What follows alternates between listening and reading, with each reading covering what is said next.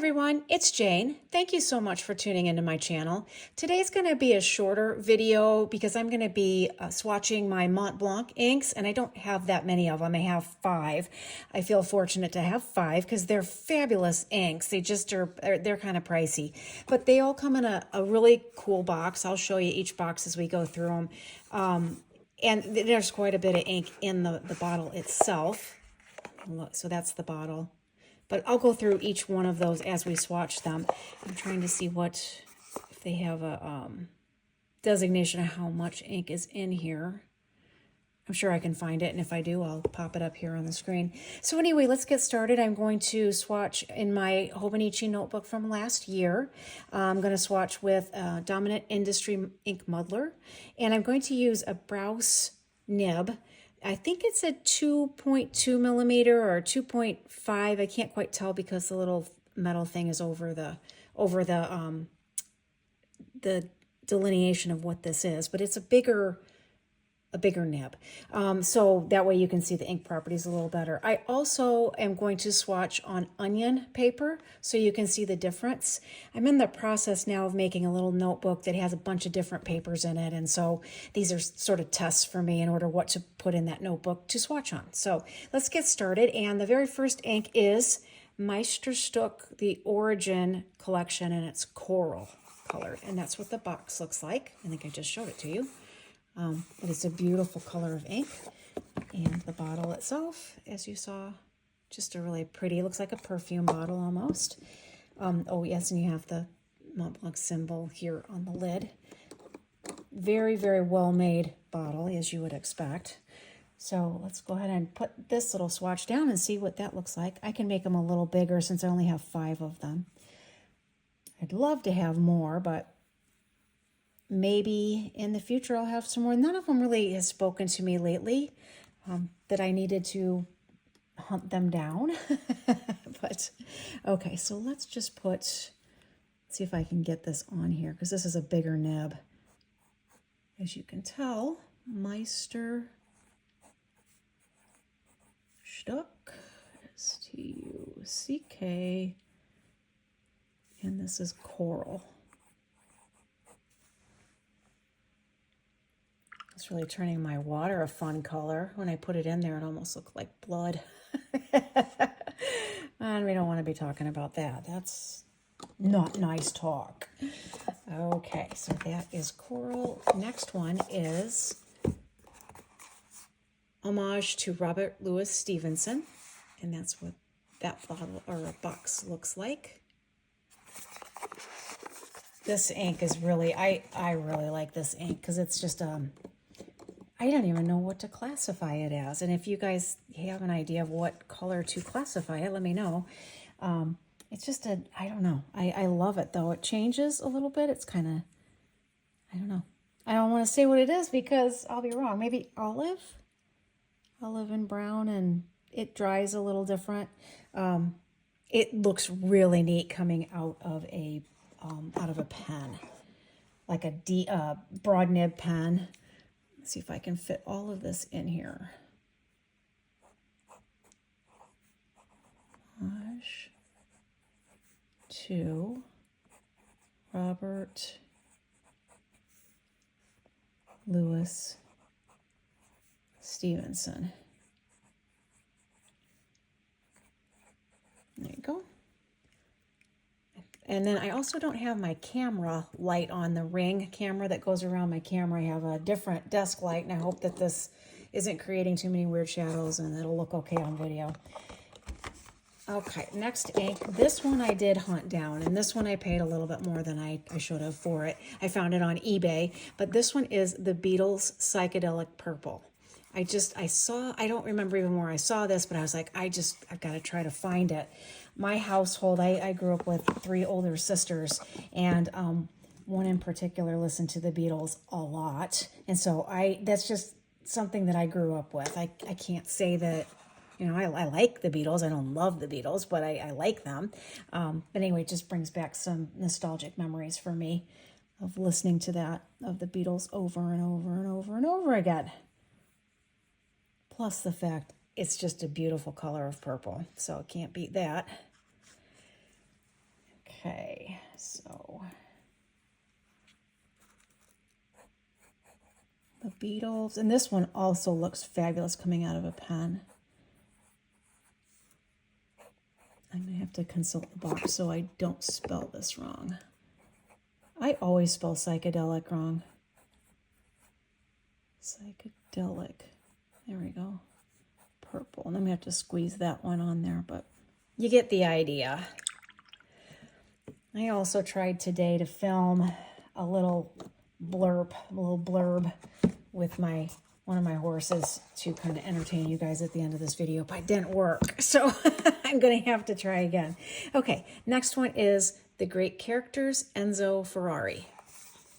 I think this one is still available. I'm not sure. But it is also a beautiful color of purple. I'm trying to remember where I picked this one up at. I think I got this one at the Pacific Northwest Pen Show from, I think it was the Van Ness booth. Or was it? I don't remember. But anyway, I'm pretty sure I picked this up at that pen show. Okay, I'm just going to put, well, I'll put Enzo Ferrari. Write it really big. Enzo Ferrari. Zoom, zoom.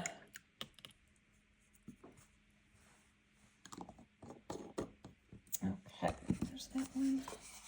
And now last ink is Star Walker Space Blue.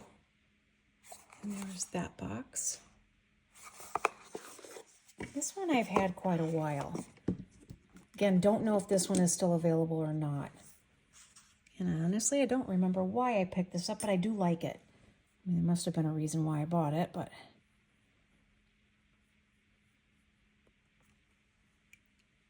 pretty color of blue. Okay. Star Walker. Am I on camera? Okay. Space Blue. What do you think of that one? That was really pretty. Okay, while I let this ink dry on this paper, let me get the onion paper out and show you how that worked. I love onion paper. It makes a really cool crinkling noise, and it does really showcase your ink really well. Let me grab that real quick while this dries. Oh, this isn't quite dry yet, but so here is onion paper. It's really thin. As you can see my fingers through that. It makes a really cool crinkling sound. But that's what the inks look like on that paper. So let me zoom in a little bit on it. So you can see the coral doesn't have a ton of sheening. A little bit. This Robert Louis Stevenson has some shading. I don't view that as sheen. Now I do see the sheen in the psychedelic purple. That's definitely got some sheen to it. And Enzo Ferrari will also have some sheen in it when it dries. That one hasn't completely dried yet. And then Space Blue, I'll have to move my camera here. That has some sheening as well. Kind of a red sheen around the outside of that. So I am going to go ahead and pause this again and, or not again, the first time, pause it and wait for my other papers to dry, and then we will compare the two. Well, it's still a little wet, but we're getting there. I think I forgot to mention too that this nib is on a nib holder I got from Stationery Universe. I believe this is River City Penco's they made the nib holder, but for Stationery Universe, but that's where I got this particular nib holder. So then, okay, so this is the regular Tome River Hobonichi notebook from last year. So let me zoom in on it. And again, I'm sorry if I make you guys sick by moving the notebook, but I'm trying to figure out how I can zoom in better and not make you motion sick. So there's coral. And then here is Robert Louis Stevenson. So you can see a bunch of different colors in there. Okay, hang on to your hats. Here we go. Psychedelic Purple, the Beatles. And then Enzo Ferrari. Oops, I'm going to have to move my camera. Sorry about that. And then here is Space Blue, Star Walker Space Blue. So let's go ahead and zoom back out again, and I will, whoops, that's in. back out. There we go. And then I will put the onion paper next to this and see if you can see much of a difference. Not much. As I'm looking at it here, I don't see a ton of difference, except, let's see if this is kind of getting a little glare because it's still wet. So anyway, I don't see a ton of difference, but I do, well, the sheening on the psychedelic purple is not coming out as much on here as it is on the onion paper. So anyway, I just thought, you might want to hear the crinkle. This thing, onion paper, just has a great crinkle to it. So there you go. There are my Montblanc inks, and I hope you enjoyed that. I will keep going with different brands of inks that I have, and hope you enjoy this, and let me know one way or the other if you do or don't.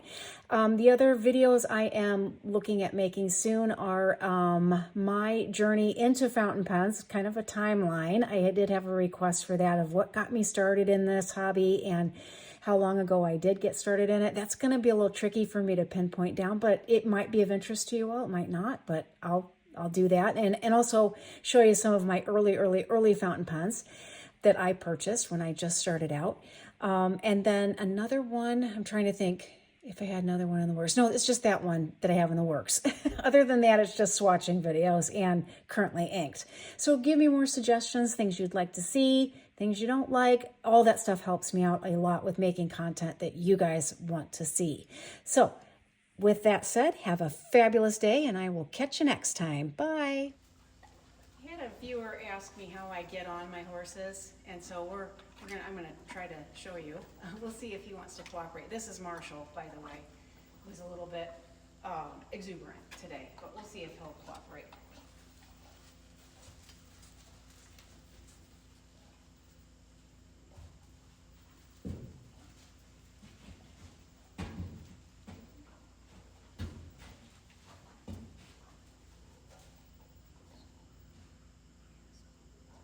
It's really important that they know to come to you. In case you're out on a trail or something and you need to get on at a tree or whatever, that they know that it's safe to come over to you if you're above them. So this is how I usually get on them. And I'm probably not going to have him move around because he doesn't have, as you can tell, he doesn't have any headgear on, so I don't really want to get bucked off. So that's how I get on them, is this 4-step mounting block, or I use my truck, or I use a ladder. So just so you know. Say goodbye, Marshall.